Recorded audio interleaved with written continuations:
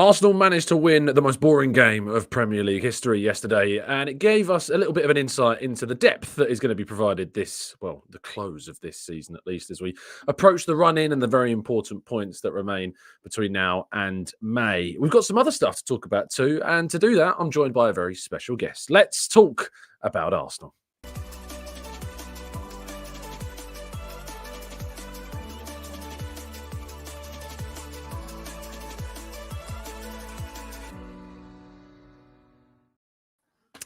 Hello and welcome to the Gonna Talk. I'm joined by a clearly fellow D&B loving man, Mr. Elliot. How you doing? You good, Joel? Yeah, good. That's a bop.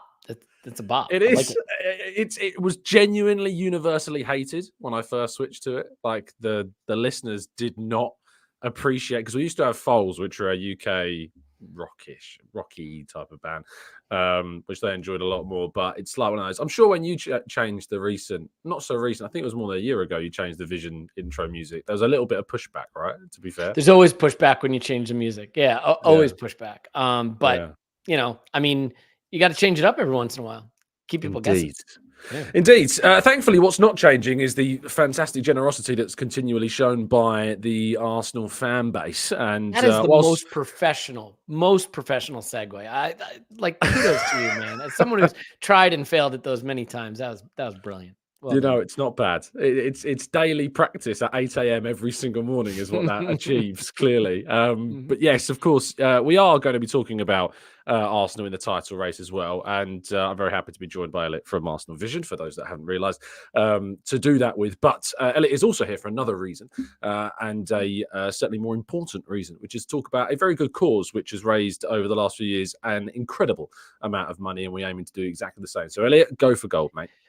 Oh gosh, here we go. I'm in on goal. Can't blow it now. So first and foremost, I promise we will talk some Arsenal stuff, some like proper Arsenal stuff. So just don't get mad at me for this. But look, all kidding aside, I think we have a chance to do something with this fundraiser, and that is to support children, refugees in the Zatari camp. And one of the things that I think always happens whenever you support any cause is people say, "What about this cause or these people who are suffering or this situation where there's need?" And to be clear, those situations exist all over the world and they're heartbreaking, but it can have a chilling effect on giving it all, right? It can lead you to just not give anything.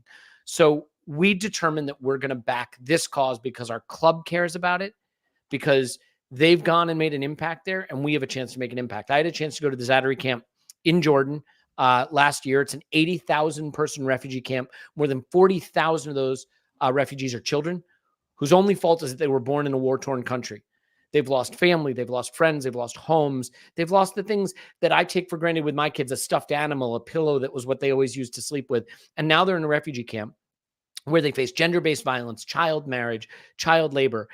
And Arsenal goes there and creates these programs called Coaching for Life, where they bring them in and let them be kids and play football. And we know the transformative impact of football to begin with, but they get to go through resiliency sessions, learn about standing up for their rights, avoiding the challenges that they face in the camp, and then making friends who become allies for them, because in a refugee camp, building trusting relationships is hard. So they get all of that. And then they get to connect to Arsenal. And if you think you love Arsenal, because I think I do, wait till you see someone for whom Arsenal is their entire lifeline and connection to the wider world and what it means to them. They know all the players. They know all the results. They know the women's team and the men's team. If you want to check out my YouTube channel, the Arsenal Vision YouTube channel, I did an interview with Leah Williamson. She can talk about it. You can see some of my footage from going to the camp. But I'll simply say this. If you give to this cause, right now, a generous donor has said they will match £150,000 worth of donation.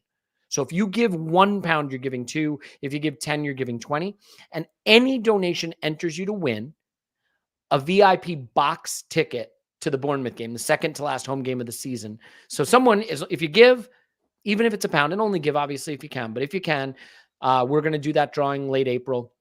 You may have a chance to be in a box, meet the podcasters, hang out, and be in a box for the Bournemouth game. And as someone who went to last season's Bournemouth game, was definitely one I'm happy I was at. Hopefully this season will be a little easier to handle.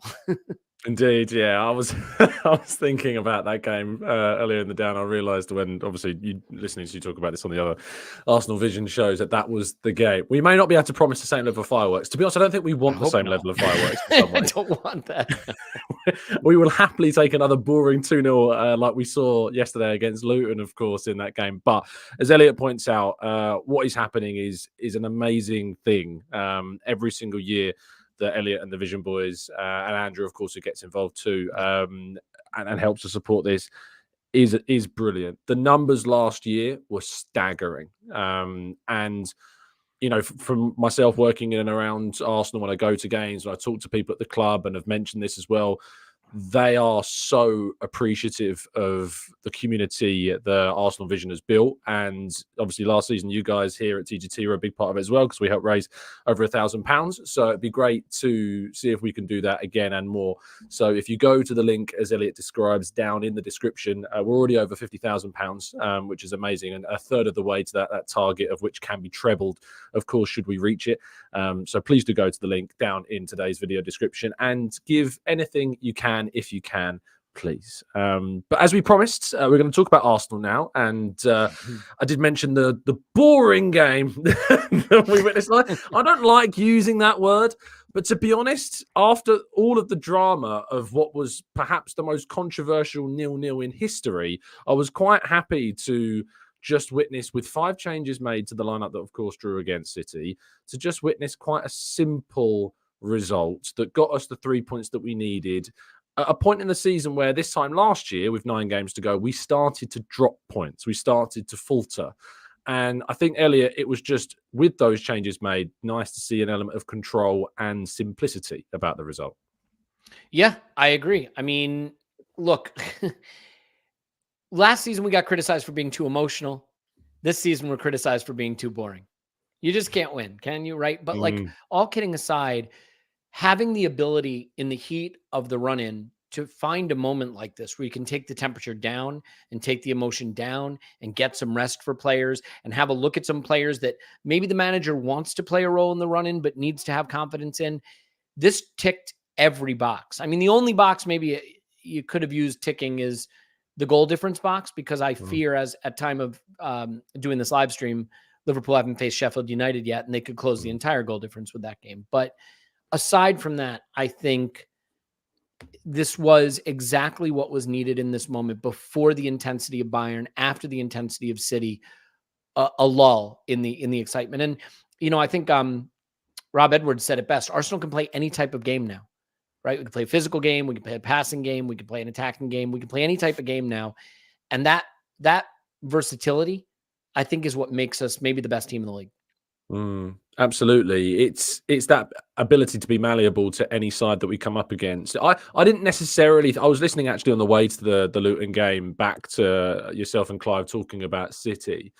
And it was Clive talking about how, we analysed Gabriel Jesus as a player for his merits in the final third, but he was tasked with a different job against City. And so we have to instead more so judge him on his merits, what he did in the defensive third, which was very, very good. And it did make me think about things in a different way. And Arsenal do approach games with an element of maturity and a capacity to adapt, unlike I think any other team, really. I think City are just so dominant and so good that they just go into every game and can do that. I don't see City ever going to a game and playing like Arsenal did at City, because they're, the quality means they don't have to.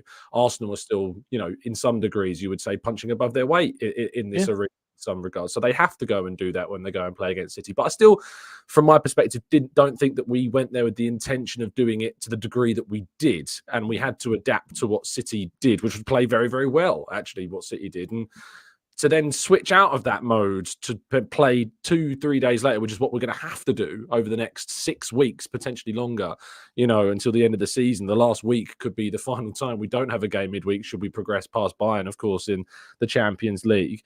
But to see us change out 5 players and play the way that we did against Luton, which wasn't, amazing, enthralling football, and certainly the Emirates atmosphere inside the ground, I can tell you, was not one that reflected that of a game that was enthralling by any stretch of the imagination. But I was still surprised by how many changes we saw. And I was actually a little bit surprised about some of the specific changes that we saw. So I'm curious as to what your initial reaction was when you saw the lineup. I thought there'd be change, but I didn't think there'd be those changes. You know what I Mm. mean?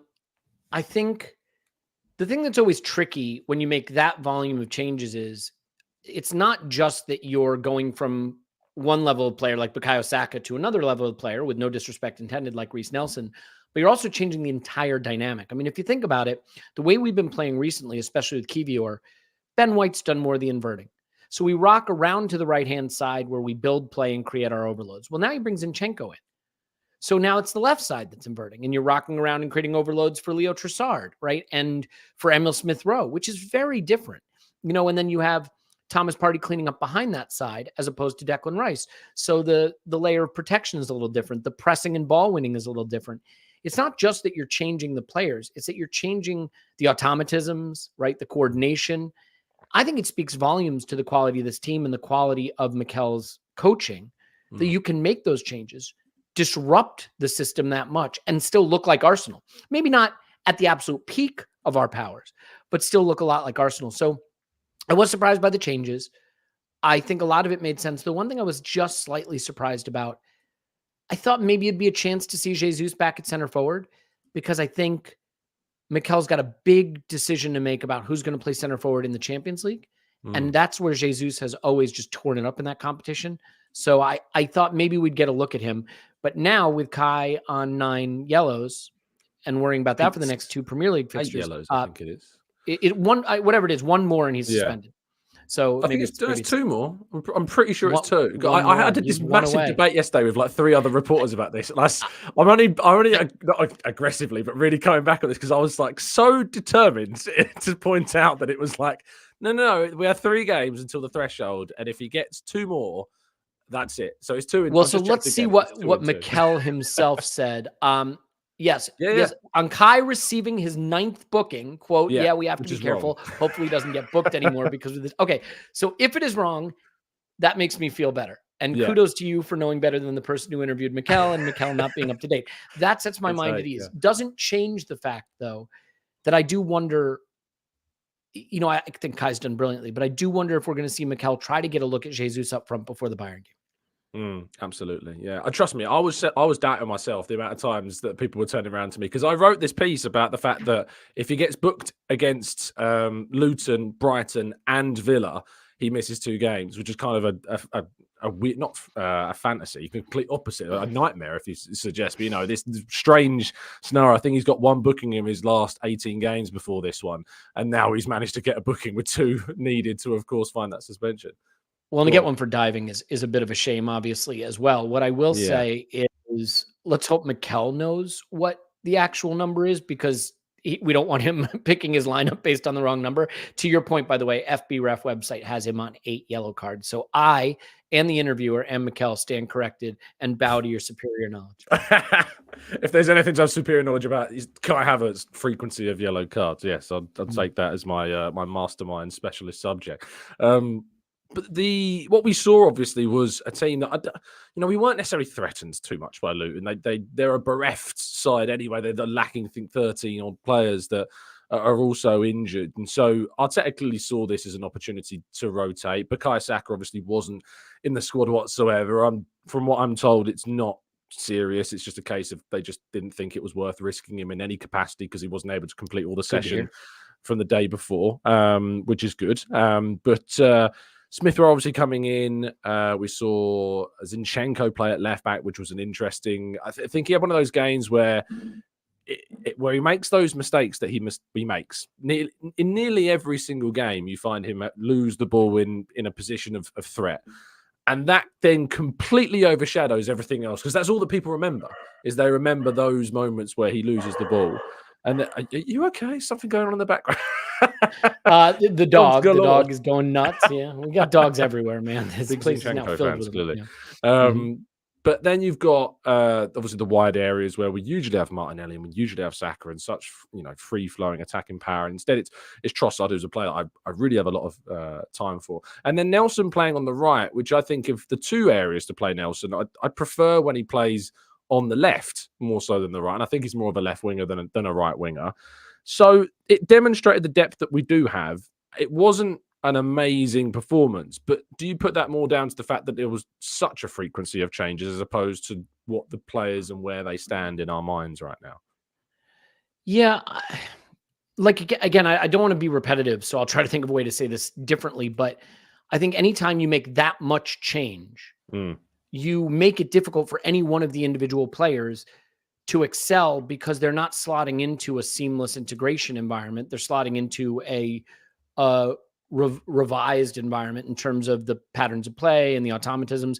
That's why I think Emil Smith Rowe deserves quite a lot of credit for thriving in that role when I think we saw others have mixed performances. Zinchenko for me is an interesting one because I don't think I've ever seen a player scrutinized in quite the same way he is. You know, Tom, like if he misplaces a pass, you're going to hear about it for the next 5 days. And then you go and look at the data and it's like, he led us in final third entries and he led us in progressive passes and he's near the top in touches and he completed 85% of his passes and all the things that, you know, we can do. But he does have this way of making the giveaway that creates a discomfort that simply doesn't seem to be either happening or at least doesn't seem to be as noticed when someone else does it. And I can't really explain what it is. I mean, look, he plays with a lot of freedom. We saw him yesterday, just like we always do, floating into the right half space at times and, you know, standing on the right side of midfield and going up and joining the attack. He had just a thunderous shot that he took that was blocked. I think there was a handball check. It wasn't a handball, but I think that was flying in. He gives us a lot. But he gives it to us in a way that for some reason seems to transmit a lack of security, even though I'm not convinced that someone like Kivior, for example, is airtight, watertight secure. We saw him get dribbled past by Bernardo Silva a couple times in the City game. We've seen him give the ball away as well and not be as clean in possession. But I'll admit, I do find it a tricky one because even myself, I find myself watching Zinchenko and feeling concerned. And yet, then I look back at the game and he sort of did all the things you need him to do. So I really don't know what to make of that. I'm sure Mikel has a much clearer vision of what he wants from that position. We'll just have to see what that is. Yeah, I think that what the game obviously showed is that, and to be honest, I don't necessarily foresee a game like this one left for us. I look at every game that we have remaining this season, and you got midweek games like Chelsea, obviously the 2 Bayern Munich games, and our weekend games. A trip to Brighton is nothing to be sniffed at. Hosting Aston Villa, I know that Man City pummeled them, but you'd expect them to have Ollie Watkins and probably Martinez back for the game in which they come to the Emirates. So they're going to be a challenge. They probably see us as maybe a team they can maybe get at more than City, and I know they've beaten City as well this season. But Emery's going to target that game, right? Yeah, I mean, like if there's one that he wants, that'll be the one. Yeah. And then you've got Wolves away, which, Wolves have taken some big points off teams this season, despite them having struggles in games maybe you wouldn't expect them to. Chelsea at home, then Spurs away. Then if you get past that and you get to the semi-finals of the Champions League, you've got either City or Real Madrid. You're looking maybe at the Bournemouth home game, which of course you can go to if you'd like to donate towards the cause, which you can find a link to in the description, and sit in a box and meet some of the Arsenal Vision podcasters. But that's really the only other game I see potentially being viable for anywhere near as much rotation. So I guess the question is these weeks going forwards, based upon what we saw yesterday and based upon our knowledge of the team, how comfortable are you that we've got a squad that can effectively rotate or at the absolute minimum manage minutes proficiently? Well, let's put it this way. I think we have the deepest squad of the 3 competing for the title. I really genuinely believe that. I mean, if you look at the kind of players City have in reserve, Matthias Nunez, Oscar Bob, Rico Lewis, Gvardiol, who granted played well against us, but has been, it's been a bit of a stop-start season for him. I don't think they have the wide attacking talent that they once had at the absolute elite level when, they had peak Sterling and peak Mahrez. I really believe we have the depth. Liverpool, Klopp has shown he'll trust anybody, which is to his great credit, but I still, again, think they get young very quickly and experience very quickly. It is entirely possible that, if Saka had started yesterday, Reece Nelson or Eddie Nketiah is not making the matchday squad. Like, it's that simple. They're just not making the squad. On our bench against Bayern or against Brighton, we're going to have options like Trossard, Jesus, Tomiyasu, Zinchenko, Thomas Partey. Yep. I do think where the rotation is really going to come in, we talked about this on our pod today a little bit. Thomas Partey's close to 31 and Jorginho is 31. I don't think athleticism is either of their strong suits, and we know Thomas Partey struggles to stay fit. it wouldn't surprise me if what Mikel is trying here with Partey is to get him up to speed so that he can just keep alternating them a little bit, because I don't think you can expect Jorginho to play at the top level every 3 days in this intensity. And I don't think Thomas Partey has ever proven he can do that. But what if they can share them alternating games, right? So it's Rice and Partey for Brighton, and it's Rice and Jorginho for Bayern, and then it's Rice and Partey for Villa, and then it's Rice and Jorginho for Bayern. And that may be the way Mikel wants to do this, because the other players, I think he will largely lean on them. And let's be honest, I think fans, because we sit around and have a lot of time to just chat Arsenal, think about rotation a lot. But when you look at the run-ins that like City had last season or Liverpool had the season they won it, the big players didn't rotate. Haaland, I think, started every single Premier League and Champions League game that City played. I believe that's right, or close to it. Salah did the same thing. So I do think the key players will play every game, and hopefully they make it through. Yeah. We talk often about like the idea that a player like Saka, who was mostly available throughout the course of the season, he's obviously missed this game. He missed the Man City home game and was fatigued for the Man City away game. Wasn't yet back from that international break issue. But we talk about these players, they should be able to play 50 games, or the expectation at the top level is the top players play 50 games a season. And if you look at Manchester City, if you look at Erling Haaland, who will play 50 games a season, barring injury. And so if we do get, say, in the summer, I think there is expectation that we're going to see some changes. I think we want a midfielder. I think we'd like to sign a forward. I think Clive will be banging on Edu's door to go and get us a winger. And I think that maybe a defender is also in there, and to make it 8 potentially rather than just 7, because there's been a lot of this season where we've only had 4 senior fit competitive defenders.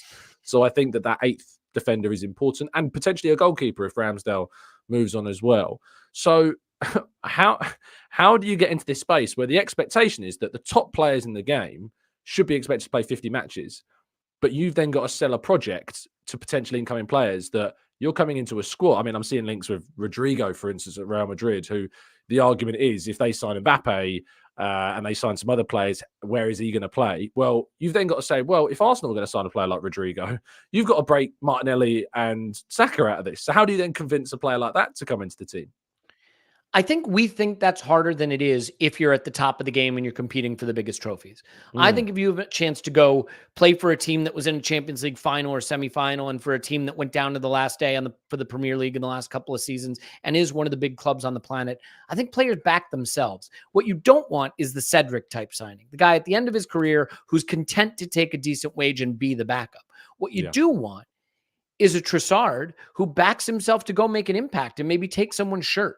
Right? I think that's what you do want. And like, I think that is just the standard of what happens at these big clubs is we like you. We think you're going to get minutes. We think you're going to fight your way into the squad and play important games. And there are definitely enough minutes to go around if you build your squad that way. So I don't know that it's as hard to do as people think. First of all, the number of clubs that pay Premier League wages is shrinking.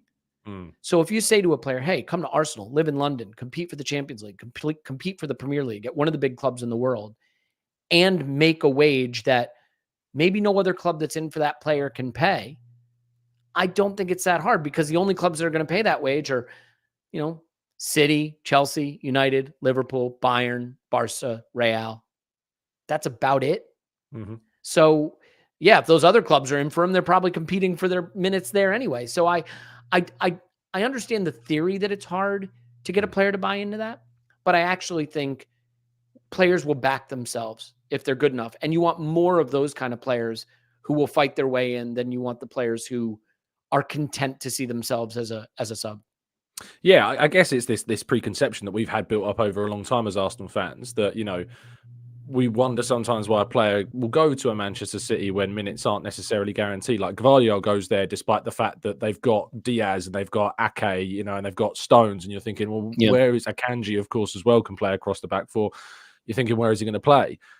but he goes there because he knows he's going to maybe have less minutes than he had at Leipzig, but he knows he's going to compete for the top trophies. And they're going to, I think they had Leipzig, didn't they, in the group stage and just blitz past them. So, or maybe not blitzed. I remember Lois Openda, I think, getting a couple of goals before they turned it around. But still, I think the point stands that they are expected to go further than these types of teams. So Arsenal now being in this bracket, will attract a different type of player. And those players will have less, I guess, question marks about a potential move to Arsenal, where one of those question marks before was, well, I want to be playing every single game, every single minute, because I believe as a team that aren't yet at the top table, and I am a player that believes they should be at the top table, I'm going to take you there. So therefore I'll be playing every week. But if you already are at the top table, then those players don't necessarily have that argument in the same way. And actually it's more so they have to prove themselves to Arsenal rather than the other way around, which is perhaps what maybe we had to do to get into the conversation for Declan Rice, because when he was, at West Ham a couple of years ago, the conversation was about him moving to City or Chelsea, when at the time Chelsea were still, just off the back of a Champions League victory, for instance. So now Arsenal do compete for these players, and we've got to maybe move our mindsets away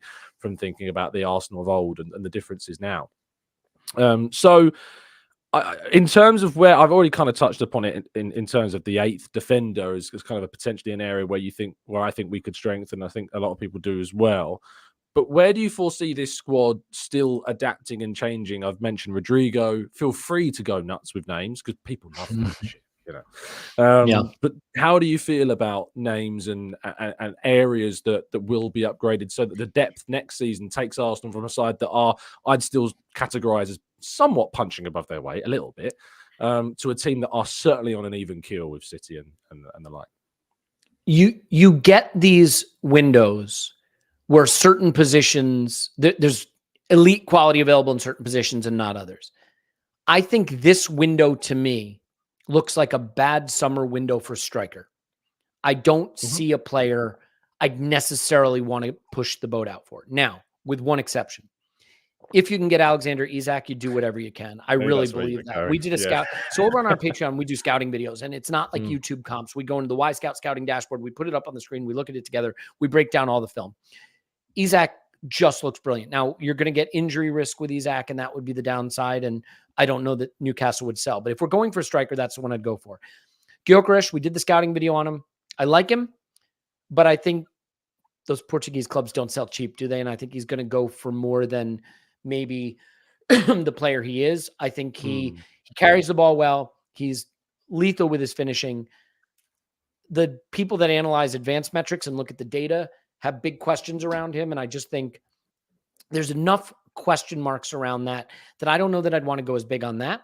Osimhen, I don't think we're in for. And frankly, I don't think he fits the way we approach the game, even though I think he's pretty good. He's having a bit of a down season. He has one really elite season on his resume. So I don't think he's the answer. Then you get guys like Sesko, still too raw, still up and coming. Evan Ferguson needs another move or stay upright and play. He's got to play. At Arsenal, he's going to come in and be someone who's battling for minutes. This is a player that needs to play. So I don't think we want a developmental player in that respect. Well, the problem with Brighton players is there is no middle ground anymore for Brighton players. You go from Brighton to Liverpool. You go from Brighton, in the case of White, to Arsenal or Trossard. Ferguson...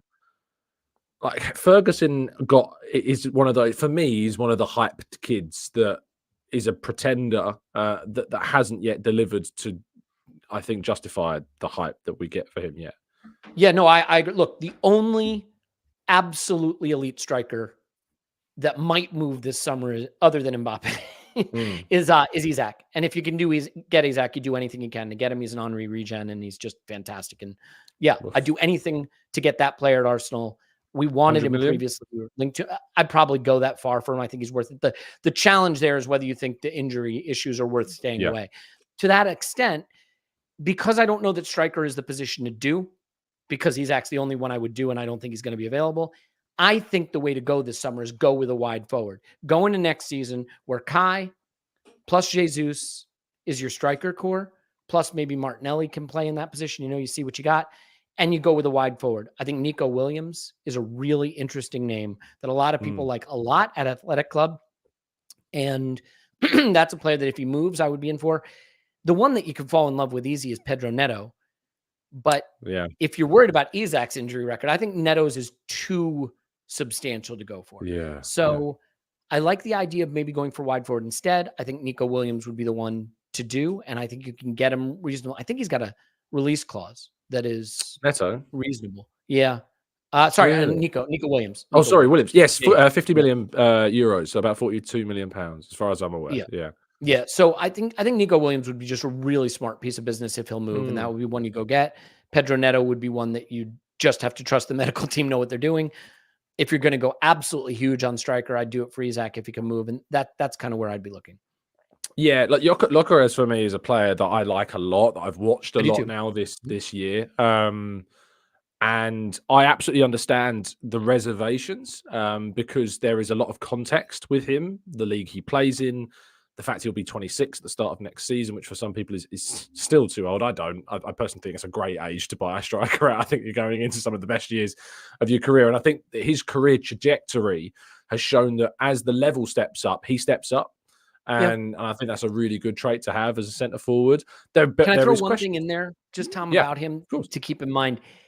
He's finishing at a really hot clip right now. So the Yeah. underlying data, if you care about that stuff, says he's in a really rich vein of Outperforming. form in front of goal, but he's outperforming that. And historically, his shot numbers haven't been at the elite level. And one of the Mhm. stickiest stats across leagues, across clubs, across years among elite strikers is just shot totals. And Mm. his are sort of below that elite level. So that gives me a little bit of pause, especially for a guy who's playing in the championship in his age 25 season. But like, we did this scouting video on him, and candidly, really liked what I saw. So I wouldn't Mm. be like upset if we got him. I just worry that Yeah. he's going to go for big money, and I'm not sure he's quite in that tier. If Isak had the availability of Gyökeres, like it wouldn't be a Mhm. competition at all. Like that is the thing with Isak is it's just a question mark about can he stay fit. Not only that, but you've already got his best creative mate in the world at your club in Martin Odegaard because they played a season together at Sociedad and was stunningly good. You know, that was the season where both of them arrived really at the levels where we've appreciated them. I know Odegaard's been known for years, but trust me, that season at Sociedad was the season where Arsenal started, thinking, yeah, I think this guy can go to that next level. So, and it was Isak, of course, that he was, supplying. And his technical ability, Isak, is for a tall guy, is sublime. And I know that's why you get the Thierry Henry comparisons, because for a tall guy, he controls the ball exceptionally well. Midfield is, again, like, and I think it's similar with striker. Like, I don't think that the thing about this summer is there isn't a Declan Rice. There's not a nailed on guy that Arsenal are going to go and spend 100 million on and that guarantees you just quality, guaranteed immediate impact, no transition time needed. And that creates a challenge for Edu. It probably, in some ways, it could be the trickiest summer of our kind of project so far, Yeah. because if you've established yourself as a two-time title challenger and with expectations, if we don't win it this season, that next season kind of you've got to get even closer than you've managed this season, and the fear of dropping off is always there as well, and progress hopefully further in the Champions League, if not based upon what we've done this season. I don't really like talking about kind of in terms of improving, because there's still that little part of me dreaming that something this season special is still going to happen in both competitions. But it is a real challenge. And the midfield, the only names that we're getting so far is like Martin Zubimendi, of course, for another Sociedad player. And the more recent one that's being talked about is Joshua Kimmich at Bayern Munich. What about Onana? So Onana in January, I got it on pretty good authority from a source on the players' side that there was certainly interest. But then when we got briefed from the club side of things, it was very much nah. So Agent talk. yeah, that's a very good way to look at it. I think that with Onana, I like him. I have question marks about if he's an Arsenal player or not. That would be my big question about him. But I do like him. I just think it's one of those where you need to see it to believe it, and I'd be deferring to the recruitment team if that was the case. I like Kimmich a lot because I think that Kimmich not only is a fantastic leader as a player and a fantastic individual in terms of his quality, but if there isn't that Declan Rice perfect partner, to bring in 29-year-old Joshua Kimmich on a 2+1 contract, similar to Jorginho, but I think of an even higher standard, would be just kind of perfect. But tell me about the midfield for you. I mean, I think the links with Zubamendi are legit, and there's just a lot of smoke there, and I suspect probably a lot of fire too. I don't think you would say he's a sure thing, but he certainly looks like the player who could do what we need. Joshua Kimmich, like, it really just depends how you see this window of winning time for us, right? Thomas Partey, I assume, will move this summer if we can find a home for him. If not, he'll play out his contract, but he's kind of in that category of player where you can't really plan around him. So if it's one in, one out, and it's Partey out and it's Kimmich in, I think what you're saying with that signing is we think winning time for us is the next 2 or 3 seasons, right? We need to win Premier League, Champions League next season, the season after, the season after. That's our window.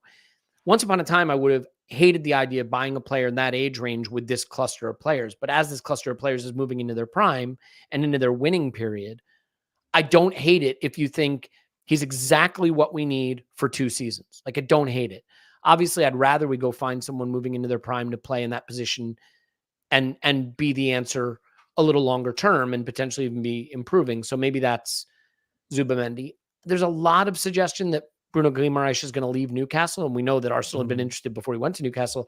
My presumption is that PSG is where he winds up, and that's sort of the assumption there. So I like the idea of buying within the league, obviously, especially in midfield. I think it just, that they can handle the physicality and the pace of the game in the league if you do that. But I really don't know who that player would be. So Zubamendi seems likely. Kimmich is, I think, more of a win right now kind of move, not the kind of move we've necessarily wanted to lean into, I don't think.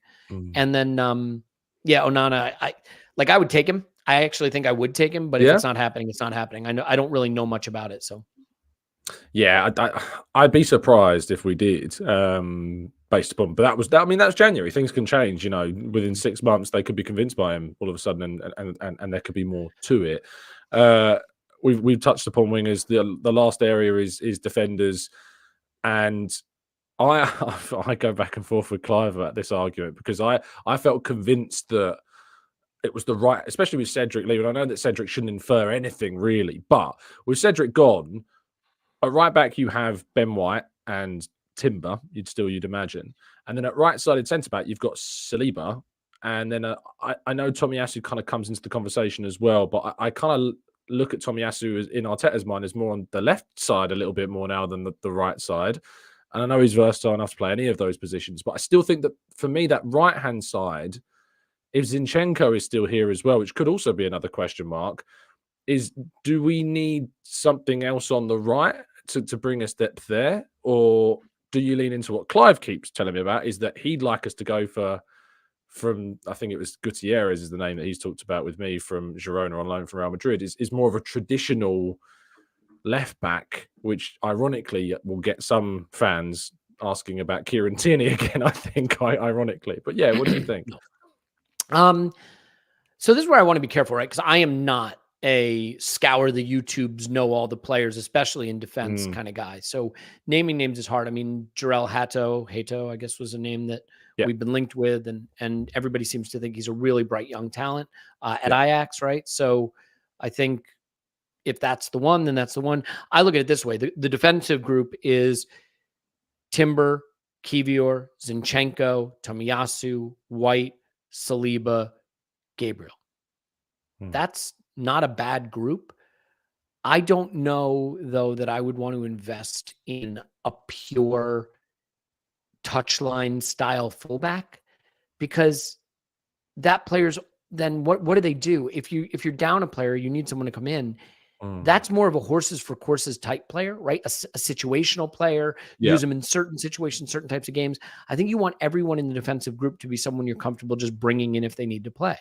In that way, ironically, I think Zinchenko stands out a little as the most different to all of the profiles we have. Absolutely. But I think another center back who can play out wide if needed, but is a center back, would be handy, because as much as I know, Tomiyasu plays center back for his country and Ben White can play center back, you don't want your starting right back to also be your backup center back.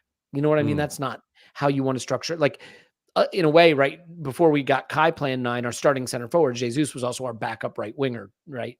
I don't know that you want to build your team that way, because you're always constantly plugging one hole by creating a hole in another place.